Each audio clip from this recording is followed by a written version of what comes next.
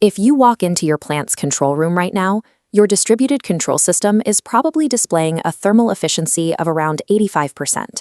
But at the end of the month, when accounting runs the physical fuel bill numbers, that efficiency often drops to a dismal 75%. For plant engineers and energy auditors, this 10-point gap is a constant source of friction. The reality is that neither number is mathematically incorrect. Both calculations can be performed in strict compliance with industry standards. The framework responsible for this duality is the ASME PTC 4 standard for boiler performance testing. This standard establishes two distinct methodologies: the direct method, which measures input versus output, and the indirect method, which calculates heat loss. These two approaches map entirely different thermodynamic boundaries across the exact same piece of equipment. When you run both tests simultaneously and find a 6.4% delta between them, you are not looking at a rounding error. That gap is a precise diagnostic indicator. It points directly to hundreds of thousands of dollars in hidden operational expenses quietly bleeding out of your system.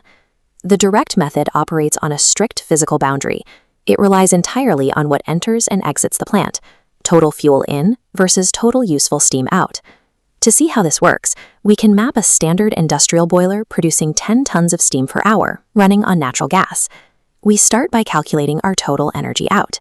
To do this, we measure the enthalpy difference between the steam leaving the boiler and the feed water entering it. This equation maps out those variables.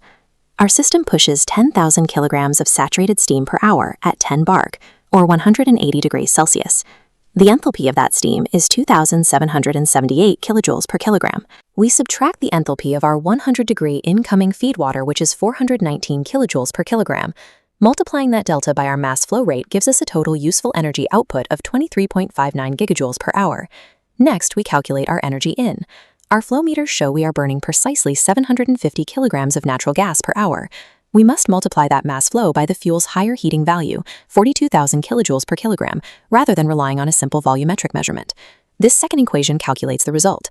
That flow rate times the higher heating value equals a total raw energy input of 31.5 gigajoules per hour fed directly into the burner. The direct method requires one final step, dividing our 23.59 gigajoule output by our 31.5 gigajoule input. This yields a locked efficiency metric of 74.9%. This 74.9% metric is the exact number reflected on your physical fuel bill. It relies purely on the physics of mass flow and enthalpy, rendering it completely immune to the software assumptions of a control system. The indirect method operates on an entirely opposite philosophy. It assumes the boiler is operating at 100% perfect efficiency, and then subtracts whatever thermal losses can be measured escaping the stack. Visualizing this loss stack, from a perfect baseline, we subtract thermodynamic penalties. Dry flue gas strips 8.2%. Latent water vapor costs 6.0%. Radiation adds 1.5%. Continuous blowdown defaults to 3.0%. Subtracting this 18.7% total leaves an 81.3% indirect efficiency. That 81.3% matches exactly what the control room operator sees displayed on their panel. The flaw in this calculation is its reliance on secondary sensors, like stack oxygen probes, rather than primary mass flow meters tracking physical fuel and water. Because of this, the indirect method serves as an excellent idealized diagnostic tool for combustion tuning. However, it remains entirely blind to unmeasured physical plant realities. The 6.4% difference between our direct 74.9% and indirect 81.3% calculations is not a mathematical error. It is physical thermal energy escaping detection. If the stack sensors are not capturing this lost energy, we have to isolate where it is actually hiding. The first major culprit is unmeasured mechanical leaks bypassing the system boundaries. An uncalibrated or excessive continuous blow noun physically drains massive amounts of enthalpy out of the boiler water. The stack oxygen sensor will never detect this loss. The second major culprit is instrumentation drift.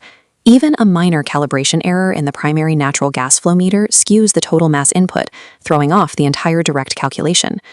But the most common engineering programming mistake happens at the software level, configuring the distributed control system to calculate using the lower heating value of the fuel instead of the strictly required higher heating value. Programming the system with the lower heating value ignores the latent heat of vaporization, artificially inflating the reported efficiency on the display. This is often compounded by secondary data failures, such as ignoring ambient humidity corrections or letting the system assume a default 25-degree feed water temperature instead of measuring actual plant feed. When the gap between your direct and indirect efficiency exceeds 2 to 3%, your boiler control system is effectively flying blind, hiding mechanical failures under a blanket of default assumptions. These missing percentage points translate strictly from theoretical thermodynamics into hard operational expenditure. This bar chart visualizes the scale of that loss. Dropping 1% in efficiency on our standard boiler translates to 65,700 kilograms of wasted natural gas a year.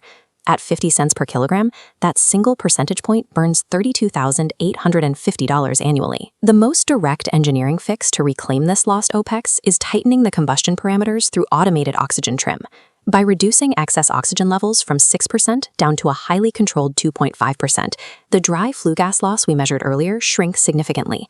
This simple tuning adjustment can reliably reclaim 2% efficiency, saving the plant over $65,000 a year. Plant operators and auditors must stop taking the default control room display at face value and run a proper dual method audit.